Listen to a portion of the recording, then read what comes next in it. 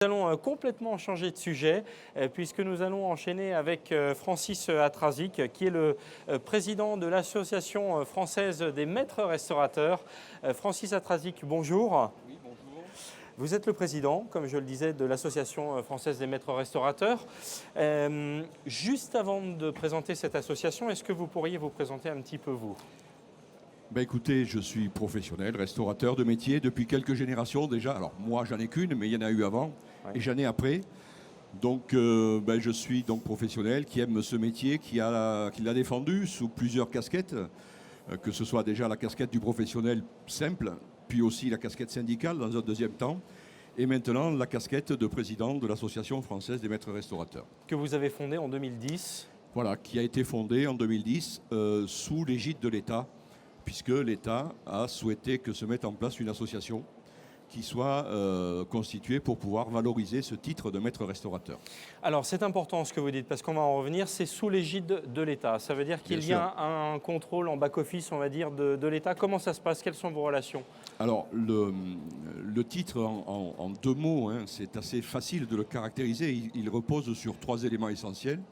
Le premier élément essentiel, c'est le fait que le maître restaurateur est un professionnel de la restauration. Vous savez qu'on a des métiers qui sont complètement ouverts et que donc la qualité première de maître restaurateur, c'est d'être un restaurateur de métier. Alors ça vaut ce que ça vaut, mais c'est quand même une garantie qui est loin d'être négligeable. C'est pas parce qu'on est du métier qu'on fait systématiquement des prestations fabuleuses, mais c'est quand même une garantie à minimum pour le consommateur d'avoir affaire à quelqu'un qui connaît le métier. Donc ça, c'est la première chose. Deuxième pilier de l'engagement, c'est l'engagement de travailler une cuisine faite maison, vous savez que c'est d'actualité, entièrement faite maison, à partir de produits bruts, essentiellement frais, et une cuisine donc faite dans l'entreprise. Donc ça, c'est le deuxième élément, qui est un élément qui colle à l'actualité. Je pense que chacun a en tête encore tout le débat qu'il y a eu sur le fait maison, qui est rentré en vigueur de manière très effective à partir du 1er janvier. Donc c'est le deuxième élément du trépied. Et le troisième élément du trépied, c'est justement l'aspect institutionnel du titre de maître restaurateur, puisque aujourd'hui, c'est le seul titre d'État et c'est la seule reconnaissance officielle pour la restauration française. Donc je crois que c'est une assise qui est quand même assez solide et assez basique, mais aussi une assise très, très révélatrice du but recherché. Donc ça veut dire que vous êtes le garant de cette application du fait maison ? Tout à fait, nous sommes là pour promouvoir ce titre qui est encore assez mal connu ou méconnu du grand public, mais qui commence déjà à faire ses preuves en termes de communication, parce que je crois qu'aujourd'hui il répond à ce que demandent au minimum les gens qui veulent passer un bon moment dans un restaurant, c'est-à-dire des gens de métier qui font de la bonne cuisine, qui la font sur place, qui ont le sens du rapport qualité-prix, ce qui est quelque chose qui n'est pas neutre, et qui donc s'engagent, se font contrôler, puisqu'il y a un audit tous les 4 ans, extérieur, indépendant, et un titre qui est validé aussi tous les 4 ans. Donc c'est vraiment une démarche qui est avec un suivi et une validation officielle et régulière. Et une reconnaissance officielle pour le consommateur, puisqu'il y a une identité qui est visuelle, que vous avez d'ailleurs retravaillée au sein de l'association, une identité lisible et visible, j'allais dire. Voilà, les premières années de l'association, faute de moyens, nous avons vécu avec la plaque officielle, oui. C'est-à-dire un petit peu la plaque de notaire, vous savez, la plaque en cuivre, là. Et on a fait travailler un professionnel du marketing qui nous a sorti une enseigne qui est beaucoup plus parlante et beaucoup plus significative avec le R bleu, blanc, rouge, qui est vraiment très lisible, qui se remarque de manière forte. Et donc tout ça, c'est dans le but tout simple d'être vraiment identifié rapidement par le consommateur. Et là, ça commence à avoir des effets très, très efficaces au niveau des clients. Donc ça veut dire que, comment ça se passe en fait, un restaurateur qui souhaite, est-ce qu'on peut parler d'adhésion? C'est pas vraiment une adhésion? Alors ce que je veux dire par rapport aux professionnels, c'est que quelque chose qui est hyper important, c'est que c'est une démarche volontaire.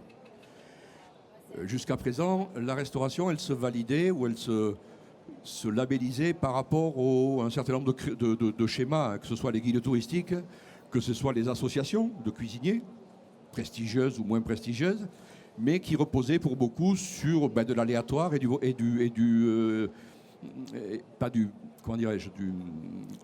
relationnel, quoi.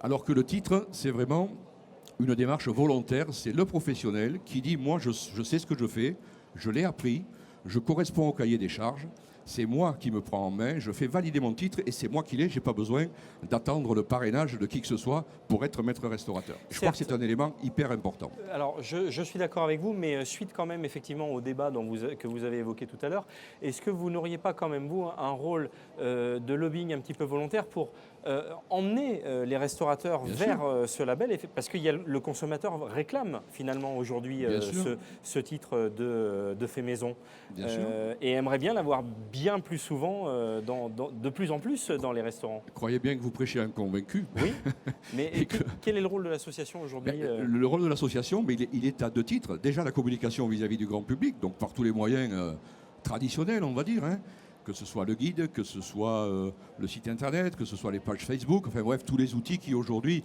permettent de communiquer. Et puis aussi un certain nombre de démarches pour lesquelles justement on va peut-être aller un petit peu plus dans le détail, qui consistent à faire en sorte que les gens qui ont le titre, ce titre soit pour eux aussi peut-être une clé supplémentaire pour ouvrir un certain nombre de dispositifs, à commencer par les dispositifs bancaires.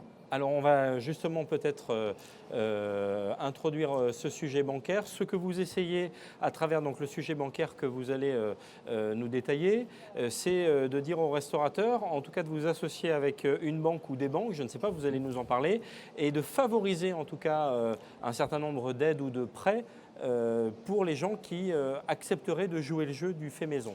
Voilà, donc ça c'est l'objectif. Hein.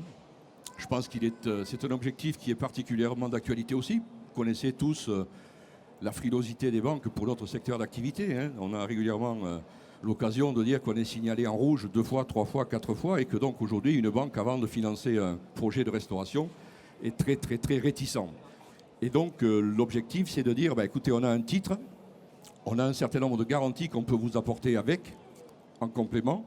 En contrepartie, on essaie de trouver un banquier qui dit, moi banco, j'ai un certain nombre de garanties suffisantes qui vont me permettre d'avoir un regard particulier, voire une garantie de financement sur ce type d'investissement, en sachant que la problématique pour nous, c'est pas de négocier les taux de découvert, c'est pas ça. Hein. Bien sûr. Ce qu'on veut arriver à faire, c'est d'avoir une démarche qui soit vraiment structurelle pour des gens qui ont des investissements lourds, que ce soit dans le cadre de la rénovation, que ce soit dans le cadre de la transformation, de la transmission, important aussi, et qui font que on débouche sur une structure de restauration qui soit pérenne et viable. C'est très important ce que vous dites. Vous n'êtes pas là pour négocier les découverts, mais vous êtes là pour inciter les restaurateurs à rentrer dans une démarche pour ensuite leur faciliter des investissements qui les aidera dans la démarche pour peut-être améliorer leur équipement, améliorer un certain nombre de choses. C'est exactement ça. D'accord.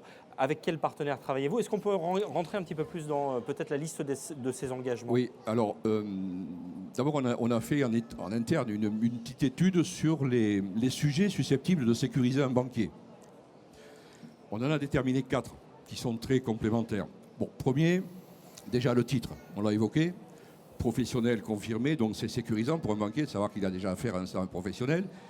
Et puis la capacité de gérer une entreprise, puisque ça fait au minimum 5 ou 10 ans qu'il est déjà chef d'entreprise. Donc le titre en tant que tel est déjà une garantie.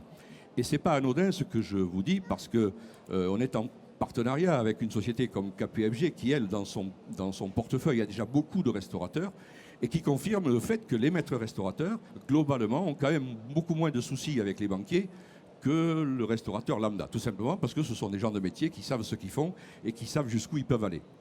Donc, premier élément pour sécuriser le banquier, c'est le titre, tout simplement, de maître restaurateur. Deuxième élément, c'est un audit de gestion et financier, sérieux, avec l'étude du marché, l'étude de l'investissement par rapport à la rentabilité, par rapport à tous ces éléments-là. Alors bien sûr, ce n'est pas nouveau. Dans tous les dossiers de prêt, il y a ce genre d'analyse, mais là, on veut vraiment mettre en place quelque chose qui soit vraiment très, très performant et très pointu pour que la personne qui investisse sache qu'il faut qu'elle reste dans un cadre et pour que le banquier soit vraiment sécurisé par le cadre qui doit être respecté. Donc, deuxième élément, l'analyse bancaire et l'analyse financière du projet. Troisième élément, faire en sorte que le maître restaurateur soit à même de faire la promotion de son établissement à partir de tous les systèmes de promotion actuels. Qu'il sache utiliser le web, qu'il sache utiliser les réseaux sociaux, qu'il sache utiliser les applications iPhone, qu'il sache utiliser tout un tas de matériels qui aujourd'hui sont des matériels courants, mais qui ne sont pas forcément très intégrés par l'ensemble des restaurateurs. Oui, mais parce que parfois c'est un investissement. Pour eux, développer une application, ça a un certain coût. Mais alors, ça peut être développer une application, ça peut être aussi savoir se servir de celle qui existe. Oui. Voilà. Et donc, sécuriser le banquier dans le fait de la capacité du maître restaurateur de pouvoir intégrer les moyens de promotion actuels et aussi la capacité du restaurateur de se valoriser au sein d'un réseau. Aujourd'hui, on est 3000 maîtres restaurateurs, on commence à être un réseau qui est important. Il n'y en a pas beaucoup d'autres de comparables, hein. Donc les deux éléments, ce sont ceux-là. Savoir utiliser et puis aussi savoir se gérer à l'intérieur d'un réseau. Et enfin, le quatrième point qui peut sécuriser un banquier, c'est de dire au banquier, écoutez, bon, ce restaurateur, c'est un professionnel, il a un audit qui est favorable, il a la capacité de gérer sa communication, mais en plus, il s'engage à avoir un projet qui intègre l'ensemble de la prestation en restauration. Alors bien sûr, quand on va au restaurant, l'essentiel pour commencer, c'est l'assiette. Mais il faut savoir que l'assiette, c'est 50% de la satisfaction du client.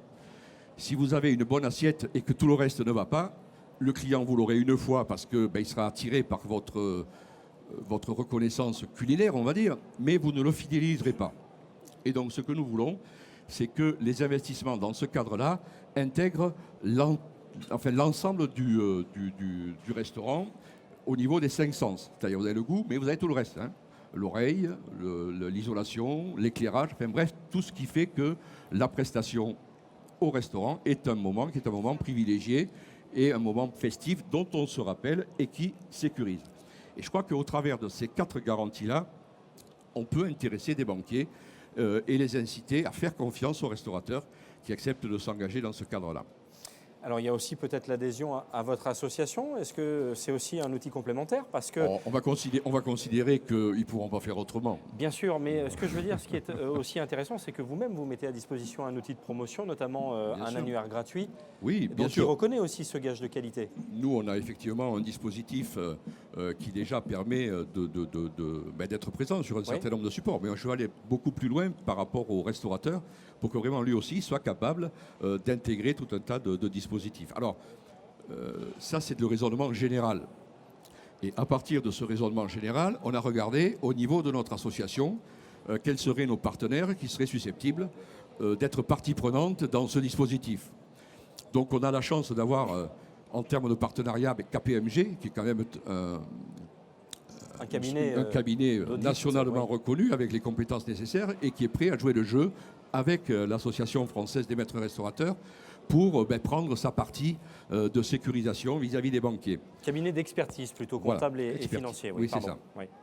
Donc ça, c'est le premier partenaire potentiel. Le deuxième partenaire, c'est 1001 Menus, qui est une jeune société aussi qui fait référence, qui a une reconnaissance nationale avec beaucoup d'actions très pointu en termes de communication, qui est capable de gérer la présence de vos menus, la présence d'un certain nombre de vos prestations sur tous les réseaux déjà existants, mais ce sont eux qui le font. Donc pour vous, c'est quand même moins de contraintes et moins de temps et moins de soucis.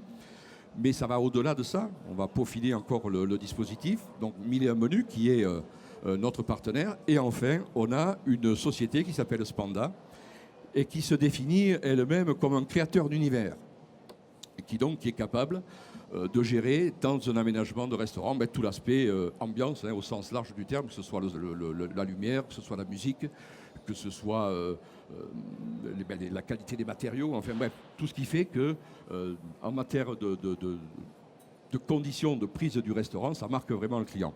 Alors cette société-là, c'est pas un architecte, donc elle peut intervenir en tant que de conseil. Oui.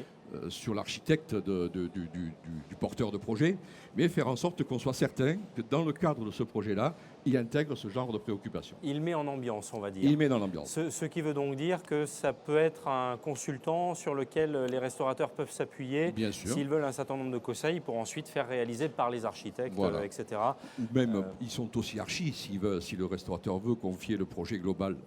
Ils peuvent le gérer. Mais le but, c'est surtout un but de conseil. Ce sont des gens qui sont très pointus sur toutes les dernières techniques en matière de D'ambiance, tout simplement. Je veux dire, c'est difficile du fait qu'à la sortie, lorsque vous sortez, vous avez l'impression que vous avez passé un bon moment, quoi. L'assiette, oui, mais aussi tout le reste. Francis Atrazic, je vais laisser la parole à votre confrère, hein, mais juste avant, je rappelle que vous êtes, pour les personnes qui nous rejoignent sur Sira TV, vous êtes le président de l'Association française des maîtres restaurateurs. Oui. Alain Fontaine parlait de label.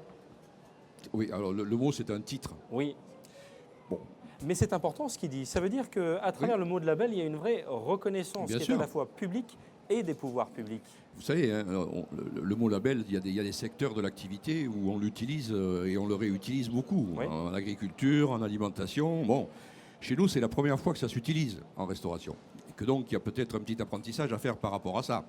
Parce que tout le monde n'est pas forcément apte à saisir toutes les nuances et les garanties qu'il faut donner au label pour faire en sorte qu'il soit performant, efficace et reconnu. Sauf que là, c'est le public qui le réclame, enfin qui le demande. Là, effectivement, en plus, ça correspond à un besoin aujourd'hui de lisibilité, tout simplement. Hein. Et donc, ça correspond vraiment à une actualité qui fait qu'on est en plein dans le mille, si j'ose dire. Hein.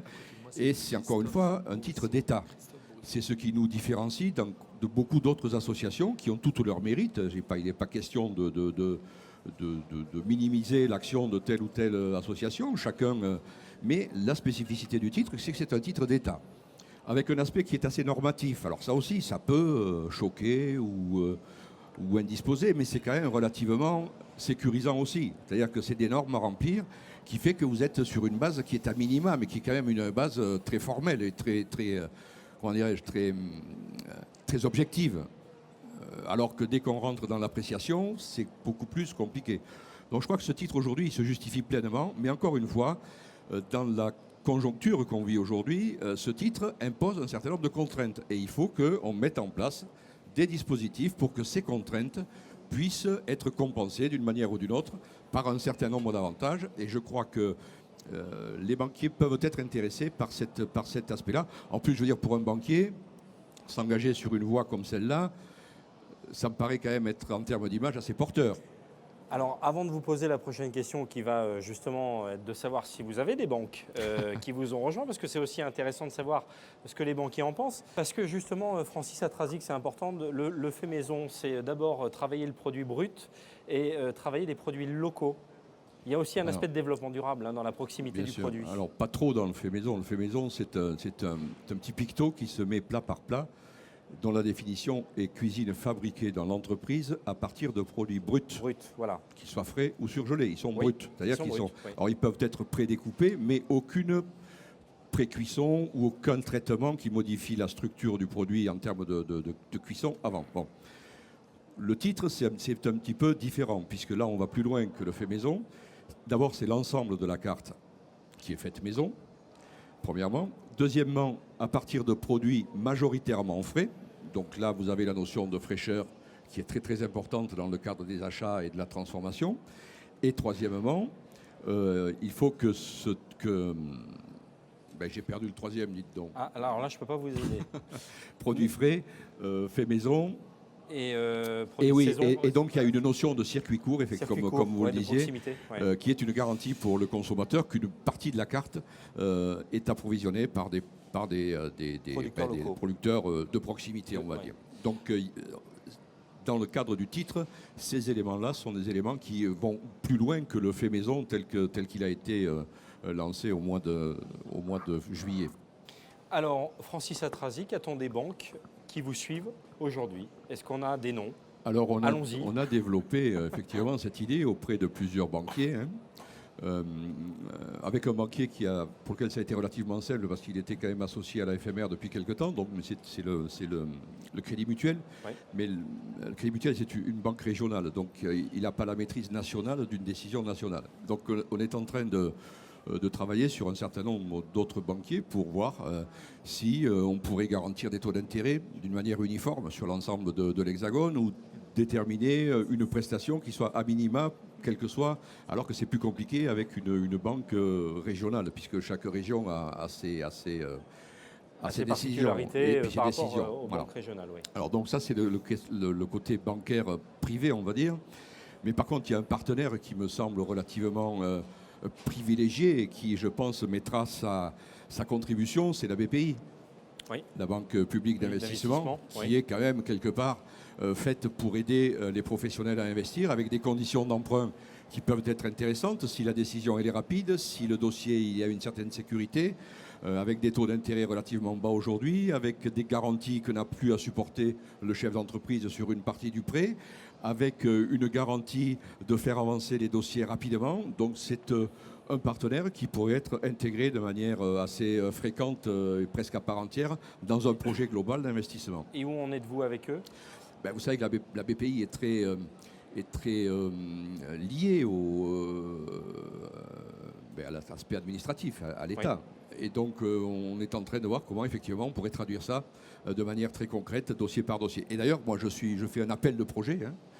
S'il y a des gens parmi vous qui ont des projets d'investissement, de rénovation, alors, on peut tester, entre guillemets, le bien fondé de cette réflexion sur quelques cas particuliers pour simplement faire valider de manière très concrète et très effective ce projet. Alors, j'allais en venir justement aux modalités concrètes. On est diffusé notamment sur le web, vous le savez, il y a de nombreux restaurateurs qui probablement nous écoutent. Un restaurateur, donc on a bien compris que c'était un engagement volontaire. Concrètement, un restaurateur qui souhaite vous rejoindre, qui souhaite s'engager dans cette démarche, que lui dites-vous? Comment fait-il? À qui doit-il s'adresser? Il s'adresse tout simplement à l'association nationale avec déjà son projet. Dans un premier temps, on va faire valider ce projet d'une manière comptable. Et puis après, on va enclencher les différents points. Bien sûr, s'il est maître restaurateur. S'il n'est pas maître restaurateur, il manque la première marche. Donc c'est embêtant. Mais dès lors qu'il est maître restaurateur, on va faire valider par point les éléments que je vous ai présentés. Et donc, à charge pour nous de prouver qu'à la sortie, il y a bien un crédit qui se débloque dans des conditions satisfaisantes. Et si quelqu'un n'est pas maître restaurateur et qui souhaite s'engager dans la démarche plus globale? Écoutez, je lui souhaite d'aller où? Vous contacte? S'il n'est pas maître restaurateur, non. Il faut qu'il soit maître restaurateur. Je vous ai dit que la première garantie pour le banquier, c'était justement le titre, qui lui est un titre d'État qui valide au moins son expérience professionnelle. Donc ça, c'est la première marche. Mais qui existe déjà, je voulais préciser, mais déjà, KPMG, par exemple, m'a souvent dit et répété que dans son panel, il avait beaucoup de maîtres restaurateurs en portefeuille et que globalement, les capacités de gestion étaient quand même beaucoup plus développées chez eux que chez d'autres types de restaurants ou d'autres catégories de restaurateurs. Donc voilà, on va faire valider. Et je pense qu'une fois que le process sera validé, c'est quelque chose qui peut être relativement simple à monter dans la mesure où chacun prend la part de responsabilité qui lui est dévolue. Il a fait la conclusion pour vous, Francis Atrazic. Je vous laisse conclure quand même. Simplement rajouter un élément que j'ai oublié. Oui. Donc on a dit et répété que ce titre était un titre d'État. Et l'État a été au bout de la démarche, c'est-à-dire qu'il a sorti ce titre d'un crédit d'impôt. Oui. Donc au-delà de la reconnaissance, au-delà de la lisibilité que ce titre peut donner vis-à-vis du consommateur, il y a aussi un avantage fiscal qui a été renouvelé pour les 3 ans qui viennent. Donc là aussi, c'est une garantie. Et aujourd'hui, comme tu le disais à l'instant, ce titre est dans la loi. Ça veut dire que ce n'est pas une démarche éphémère, ce n'est pas quelque chose qui est soumis au caprice de telle ou telle décision d'une manière ou d'une autre. C'est un titre qui est inscrit dans la loi et qui va durer. Et je ne peux que conseiller vraiment tous les restaurateurs qui ont la fibre, cette fibre-là, en matière de métier, d'essayer de s'associer à ce titre, parce que je pense que c'est une garantie de pérennité et de sérieux. Le montant de la déduction d'impôt 15 000 euros sur 3 ans. 15 000 euros, ce qui est quand même renouvelable. Renouvelable chaque fois que vous renouvelez le titre. Ce qui n'est pas négligeable. Non, je pense que financement, c'est sûr. Par les temps qui courent, c'est quelque chose qui doit être appréciable. Merci beaucoup à l'Association française des maîtres restaurateurs. Merci à vous, messieurs.